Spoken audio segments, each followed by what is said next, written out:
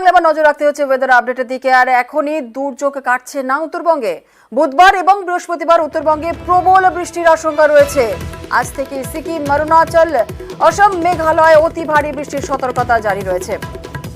এখনই দুর্যোগ কাটছে না উত্তরবঙ্গে। আমাদের সঙ্গে রয়েছেন আমাদের প্রতিনিধি বিশ্বজিৎ সাহা, বিস্তারিত বলবে। বিশ্বজিৎ, তাহলে উত্তরবঙ্গে এখনো দুর্যোগ কাটছে না, হাওয়া অফিস কি বলছে, কতদিন চলবে উত্তরবঙ্গে এই বৃষ্টি?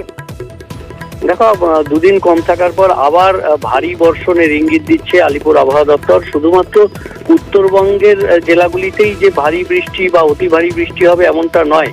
সিকিম, ভুটান, আসাম, মেঘালয়, অরুণাচল প্রদেশেও আগামী 2-3 দিনের মধ্যে প্রবল বর্ষণের সম্ভাবনা রয়েছে। আগামীকাল অর্থাৎ বুধবার ভারী থেকে অতি ভারী বৃষ্টি, প্রবল বর্ষণের সম্ভাবনা আলিপুরদুয়ার জেলাতে, এবং আগামী পরশুদিন অর্থাৎ বৃহস্পতিবার অতি বর্ষণের সম্ভাবনা, প্রবল বর্ষণের সম্ভাবনা উত্তরবঙ্গের ওপরের দিকের অন্তত 4-5 জেলাতে। অর্থাৎ এই যে ভারী বৃষ্টি শুধু উত্তরবঙ্গে নয়, উত্তরবঙ্গের ওপরের দিকের পাহাড়ের এলাকাতেও ভারী বৃষ্টি হওয়াতে উত্তরবঙ্গের নদীর জলস্তর আরো একবার নতুন করে বাড়তে পারে। পার্বত্য এলাকায় ধস নামতে পারে, অর্থাৎ আরো একবার দুর্যোগে দুর্ভোগ হতে পারে সপ্তাহের মাঝামাঝি উত্তরবঙ্গের জেলাগুলিতে। পাশাপাশি দক্ষিণবঙ্গে এই মুহূর্তে ভারী বৃষ্টির কোনো সম্ভাবনা নেই, বৃষ্টি কমবে আজ এবং আগামীকাল। বৃহস্পতিবার বজ্রবিদ্যুৎ সহ সব জেলাতে বৃষ্টির একটা সম্ভাবনা তৈরি হচ্ছে, এমনটা জানাচ্ছে আলিপুর আবহাওয়া দপ্তর। ধন্যবাদ বিশ্বজিৎ। কথা বলছিলাম আমাদের প্রতিনিধি বিশ্বজিৎ সাহার সঙ্গে। দুর্যোগে দুর্ভোগ উত্তরবঙ্গে, আর উত্তরবঙ্গের একাধিক জেলায় বন্যাও হতে পারে আশঙ্কা প্রকাশ করেছেন মুখ্যমন্ত্রী মমতা বন্দ্যোপাধ্যায়। ইতিমধ্যে জেলা শাসকদের নির্দেশ তিনি দিয়েছেন 24 ঘন্টা নজরদারি চালাতে হবে, প্রয়োজনে ছুটি বাতিল করে কাজ করতে হবে।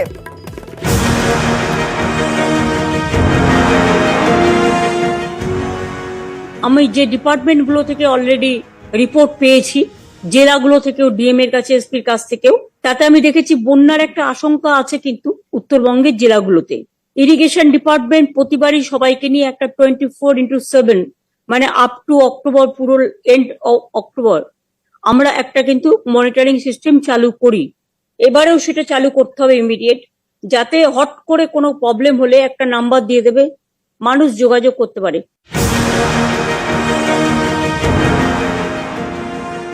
পাশে ভুটান আছে, ভুটানের থেকে জল চলে আসে, সেই ভুটানের জলে আলিপুরদুয়ার ভাসে, জলপাইগুড়ি ভাসে, তার সাথে যুক্ত হয় বৃষ্টির জল, সবকিছু মিলেমিশে বন্যায় পরিণত হয়। জেলাগুলোও ডিস্ট্রিক্ট ম্যাজিস্ট্রেটের আন্ডারে, আর লাইন ডিপার্টমেন্টের সকলকে নিয়ে একটা 24x7 একটা প্রোগ্রাম করবেন, যাতে কোনো জায়গায় কোনো ঘটনা ঘটলে সঙ্গে সঙ্গে বিডিও বা পঞ্চায়েত মারফত আপনারা খবরটা পেতে পারেন, বা মিউনিসিপ্যালিটি মারফত। কালিম্পং এর সিচুয়েশন নর্মাল। 10 নম্বর জাতীয় সড়কে ধস নেমেছে, এনএইচএআই এবং পিডব্লিউডি তারা রিপেয়ার করছে।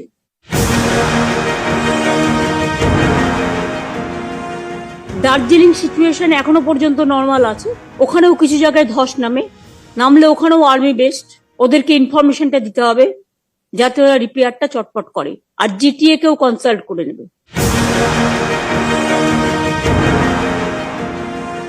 দক্ষিণ দিনাজপুরে সিচুয়েশন এখনো নর্মাল, কিন্তু পুনর্নভা নদী বিপদসীমার উপর বইছে, পুনর্ভবা যেটা।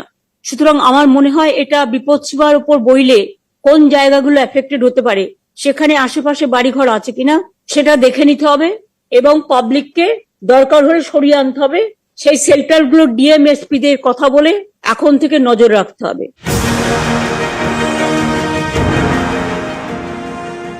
বাংলাটা দেখতে একটা নৌকোর মতো, ওপরটা দেখতে উঁচু আর মাঝখানটা একেবারে নিচু। জলগুলো ওপর থেকে আসছে আর আমাদের সেটাকে হজম করতে হচ্ছে। প্রতি বছর কোটি কোটি টাকা খরচা করেও আমরা এর থেকে রেহাই পাচ্ছি না। রাস্তায় ধস নেমেছে, অনেক জায়গায় ভেঙে গেছে নদীর পাড়, তাই নজর রাখতে হবে। এরকম কোনো ঘটনা ঘটলে রাস্তা ভেঙে যাওয়া, বিশেষ করে ওগুলো ন্যাশনাল হাইওয়ে, সেন্ট্রাল গভর্নমেন্টকে জানাতে হবে সঙ্গে সঙ্গে ব্যবস্থা নেওয়ার জন্য। এবং নর্থ বেঙ্গল, সিকিম, বিশেষ করে পাহাড়ি এলাকাগুলো আর্মিরা যাতায়াত করে, সুতরাং এটা আর্মিদের দায়িত্ব টু রেস্টোর দ্য সিচুয়েশন। ধস নামলে ডিএমদের এটা জানিয়ে রাখছি, এবং এসপিদের।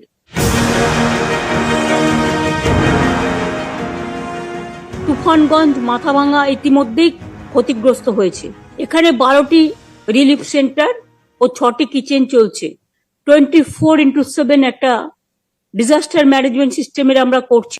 তেমনি জেলাগুলোও ডিস্ট্রিক্ট ম্যাজিস্ট্রেটের আন্ডারে আর লাইন ডিপার্টমেন্টের সকলকে নিয়ে একটা 24x7 একটা প্রোগ্রাম করবেন, যাতে কোনো জায়গায় কোনো ঘটনা ঘটলে সঙ্গে সঙ্গে বিডিও বা পঞ্চায়েত মারফত আপনারা খবরটা পেতে পারেন, বা মিউনিসিপ্যালিটি মারফত। যে যদি এমার্জেন্সি লাইক সিচুয়েশন হয় তাহলে কিন্তু সব ছুটিটাই ক্যান্সেল হয়।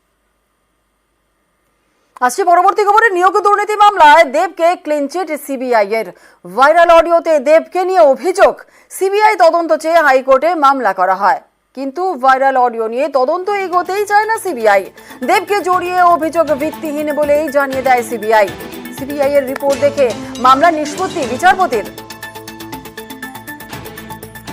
3 মাস ধরে যেই দোষটা আমার গায়ে জোর করে চাপানো হয়েছিল, আমি নাকি চাকরি দিয়েছি, আমি নাকি টাকা তুলেছি, আজকে মাননীয় হাইকোর্ট থেকে আরম্ভ করে সিবিআই থেকে আরম্ভ করে সবাই বললো কি যথেষ্ট প্রুফ নেই।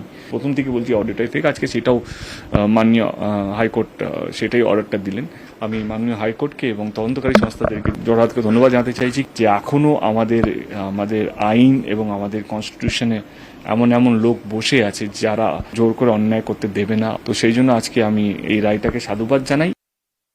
তার বিরুদ্ধে দুর্নীতির অভিযোগকে রাজনৈতিক ষড়যন্ত্রের বলেই দাবি দেবের। সিবিআই তাকে ক্লিনচিট দেওয়ার পর এমনই দাবি সাংসদ অভিনেতার। দেশের আইনে আস্থা রয়েছে বলেই দাবি দেবের। আর দেবের বিরুদ্ধে অভিযোগ নিয়ে আগে থেকে কি বলেছিলেন প্রতিদ্বন্দ্বী হিরণ, শোনাবো। অডিও ভাইরাল হয়েছে, যেটা পেয়েছিলাম সেটা পোস্ট করেছি। আমি তো ভেরিফাই করতে পারি না। ভেরিফাই করবে তদন্ত যারা করবেন, ইনভেস্টিগেশন করবেন। উনি সবসময় বলেন যে উনি কিছু জানেন না। তো যদি নাই জানতেন তাহলে রামপদ মান্না টাকাটা ফেরত দিল কেন? রামপদ মান্না মার্কেট থেকে টাকা তুলছে, 7 কোটি টাকা তুলে ওনাকে দিয়েছে।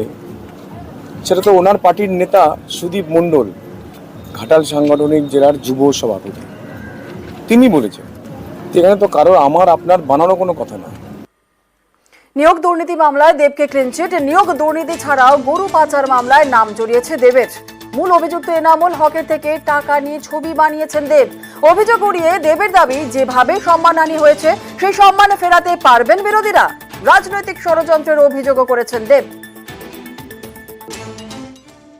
3 মাস ধরে যেভাবে আমার নামটাকে মেলাইন করার চেষ্টা করা হয়েছে, কখনো বলা হয়েছে চাকরি দিয়ে, ফেক অডিও দিয়ে, যেই দোষটা আমার গায়ে জোর করে চাপানো হয়েছিল যে আমি নাকি এইসবের মধ্যে জড়িত আছি, আমি নাকি চাকরি দিয়েছি, আমি নাকি টাকা তুলেছি, আজকে মাননীয় হাইকোর্ট থেকে আরম্ভ করে সিবিআই থেকে আরম্ভ করে সবাই বললো কি যথেষ্ট প্রুফ নেই। মানে আমি প্রথম থেকে বলছি অডিওটাই ফেক, আজকে সেটাও মাননীয় হাইকোর্ট সেটাই অর্ডারটা দিলেন। আজকে আমি তো চাইলে মানহানি করতে পারি।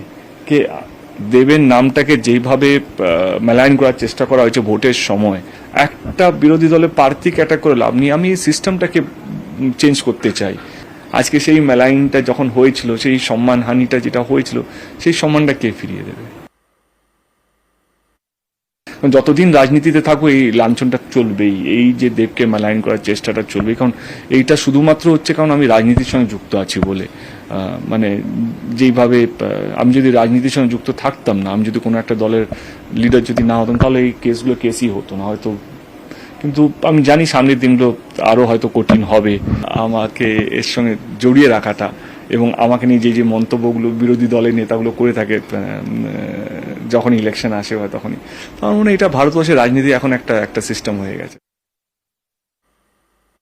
রিগার্ডিং কাউ স্মাগলিং এখনো অবধি কোথাও আমাকে অ্যাকিউজ করা হয়নি। আমাকে 3বার ডাকা হয়েছে, একবার সিবিআই, 2বার ইডি। আমার 3বারই কিন্তু আমার স্টেটমেন্ট রেজিস্টার করার জন্য, এবং আমি 3বারই ঠিক টাইমে, যেই টাইমটা ওনারা চেয়েছিলেন আমাকে যাওয়ার জন্য, সেই টাইমে আমি গেছি এবং আমি যথেষ্টভাবে সহযোগিতা করেছি। বৃষ্টিতে স্কুলে জল যন্ত্রণা। কোচবিহারের হাই স্কুলে ক্লাসরুমে জল জমে ভোগান্তি। মুর্শিদাবাদের স্কুলেও জমা জলে দুর্ভোগ। পূর্ব বর্ধমানে আবার বেহাল ক্লাসরুম।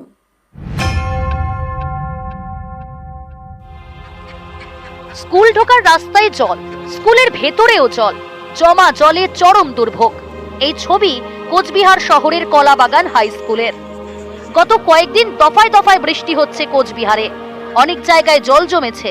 কলাবাগান হাই স্কুলের চত্বরও জলে থই থই। অভিযোগ, স্কুলের বাইরে নিকাশি ব্যবস্থা বেহাল, তাই জল বেরোয় না, বৃষ্টি হলে জল জমে। এই স্কুলে দোতলা বিল্ডিং, বেশি বৃষ্টি হলে একতলার ক্লাসরুমে জল ঢোকে, তাই সেখানে ক্লাস বন্ধ। পড়াশোনা হয় দোতলায়, সেখানেও দুর্ভোগ। একটা ক্লাসরুমের ছাদে ফাটল ধরেছে, বৃষ্টি হলে সেখান থেকে জল পড়ে, ক্লাসরুমে জল জমে। অভিযোগ, এই নিয়ে সংশ্লিষ্ট দফতরে জানিয়েও কাজ হয়নি। ক্লাসে জল ঢুকে যায়, আমরা ক্লাস করতে পারি না। নিচে ক্লাসরুমে অনেক জল হয়ে যায়, তার জন্য সব ক্লাসগুলোকে উপরে নিয়ে আসা হয়, যেন খুব অসুবিধা হয়। বর্ষার সময়টাতে আমরা এই সমস্যাটা প্রতিবারই ফেস করি। রাস্তায় জল হয়ে যায়, মাঠে জল হয়ে যায়। এপ্রিলের শেষের দিক থেকে প্রায় ডিসেম্বর অবধি ব্যবহারের উপযোগী থাকে না। উপরেও একটা ঘরে ছাদের জোড়া যেখানে হয়েছে জয়েন্ট, ওই জয়েন্টের দিয়ে জল পড়ে এবং ঘরটাতে জল থাকে। মুর্শিদাবাদের ডোমকল, এখানেই রয়েছে গড়াইমারি প্রাথমিক বিদ্যালয়। বৃষ্টি হলেই এই স্কুল চত্বরে জল জমে। এবারও সেই একই ছবি, জমা জল পেরিয়ে ঢুকতে হচ্ছে স্কুলে। মিড ডে মিলের জন্য লাইন দিতে হচ্ছে জমা জলের মধ্যেই। এই স্কুলের সমস্যা প্রায় 10 থেকে 12 বছর ধরে। ডোমকল সমষ্টি উন্নয়ন আধিকারিকের কাছে আমি লিখিত বিষয়টা জানিয়েছিলাম। তারপরে ওনার পক্ষ থেকে এখনো পর্যন্ত কোনো সদর্থক ভূমিকা উনি গ্রহণ করেননি। ড্রেন করে দিলেই আমাদের সমস্যাটা মিটে যাওয়ার কথা। অলরেডি টেন্ডারও কমপ্লিট হয়ে আছে, ওখানে পাকা রাস্তার কাজ হয় পিডাব্লিউডির তরফ থেকে। তাতে পিডাব্লিউডির অফিসাররা আমাদের সঙ্গে যোগাযোগ করে, আমার সঙ্গে যোগাযোগ করে বলে দাদা ড্রেনটা একটু স্টপ রাখা ভালো, কারণ আমরা রাস্তার বেসটা একটু বাড়াবো। তার কারণে আমরা ড্রেনটা একটু পিছিয়ে গেলাম, নাহলে এই বর্ষার আগেই ওই জলের ব্যবস্থাটা আমরা করতে পারতাম। পূর্ব বর্ধমানের ভাতার, এখানকার খুলনা বানেশ্বরপুর প্রাথমিক বিদ্যালয়। এই স্কুলের ক্লাসরুমে বিপদ। স্কুলে 123 জন পড়ুয়া, ক্লাসরুম 6টি, কিন্তু সেখানে ক্লাস হয় না, কারণ ছাদের চাঙর খসে পড়েছে, বেরিয়ে এসেছে কঙ্কালসার চেহারা। কোথাও আবার দেওয়ালে ফাটল, যে কোনো সময় ভেঙে পড়ার ভয়। নতুন দুটো ঘর তৈরি হলেও তাতে সমস্যা মেটেনি। 4 এবং 5 এর পড়ুয়াদের ক্লাস করতে হয় বাইরে, গাছের নিচে। বৃষ্টি হলে ভোগান্তি বাড়ে। আমাদের একটি বিল্ডিং পুরনো হয়ে গেছে এবং তার দিকে ছাদ পড়ে যাচ্ছে। গাছতলায় ক্লাস করছি এবং হঠাৎ করে যদি বৃষ্টি নামে তখন আমরা ভিজে যেতে পারি এবং আমাদের বইপত্র ভিজে যেতে পারে। বিষয়টা একটু টপমোস্ট প্রায়োরিটি নিয়ে আমরা দেখছি। ডিপিএসসির তরফ থেকে 4-5টা ঘর সেটাকে ভাঙার জন্য ওনারা আবেদন করেছেন। আমাদের রিপোর্টটা দিলেই আমরা ওটাকে ছেড়ে দেবো। নিউজ 18 বাংলা। বর্ষায় বাড়ছে সাপের উপদ্রব, কোথাও স্কুলে সাপ, কোথাও হাসপাতালে সাপ, বাড়ছে আতঙ্ক।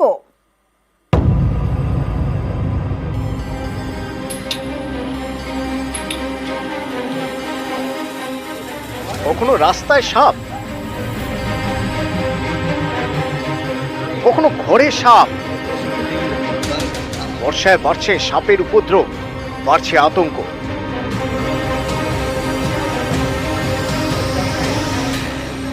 তাই সকলকে সচেতন করতে সম্প্রতি শিলিগুড়িতে প্রচার চালায় বাগডোগরা বন দপ্তর। করা হয় মাইকিং। बरसात के कारण बागडोगरा और आसपास के एरिया में जो लगातार सांपों का खबर आ रहा है, इसलिए आप लोग से अनुरोध है, आप लोग आतंकित ना हो।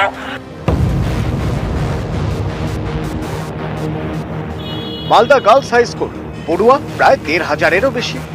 সোমবার এই স্কুলের নাইট গার্ডের ঘর আর আশপাশ থেকে উদ্ধার হয় একের পর এক সাপ, তার মধ্যে প্রায় 8টি গোখরো। আর এতে স্কুলে আতঙ্ক ছড়ায়। সাপ নাকি ধরা পড়েছে এখানে স্কুলের মধ্যেই। 7-8টা ছিল, যাই হোক আমি এসে যা দেখলাম বালতির মধ্যে ছিল। অনেক আতঙ্কে, কারণ বাচ্চারা স্কুল করছে, এখন বলা যায় না কি থেকে কি ঘটনা ঘটতেই পারে। এখন বর্ষাকাল তো সাপ আসবেই। 3-3টা সুইপার আছে, তারা পরিষ্কার পরিচ্ছন্ন রাখে, তবুও সাপ এসছে। আমরা ব্যবস্থা নিচ্ছি, বন দপ্তরকে জানাচ্ছি, ওনারা ব্যবস্থা নেবেন। সাপগুলো ধরা হয়েছে।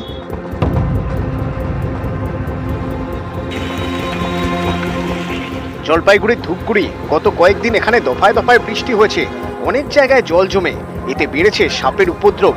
ঘরে, গোডাউনে ঢুকে পড়ছে সাপ। গত কয়েকদিনে 8টি বিষধর সাপ উদ্ধার হয়েছে।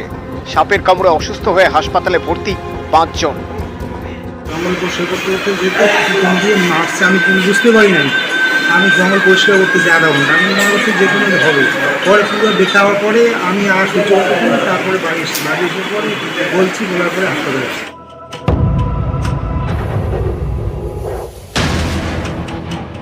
বাঁকুড়ার তালডাংরা গ্রামীণ হাসপাতাল। তালডাংরা ছাড়াও ওন্দা এবং সিমলাপাল এলাকার বাসিন্দাদের বড় ভরসা।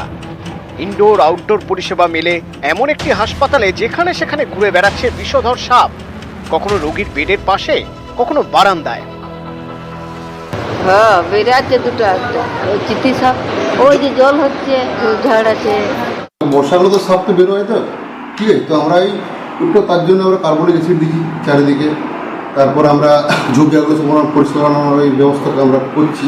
অলরেডি ভিডিও ম্যাডামকে ইনফর্ম করা হয়েছে, চিঠি করা হয়েছে, যাতে ঝোপঝাড়গুলো পরিষ্কার করানোর ব্যবস্থা করা যায়। নিউজ 18 বাংলা।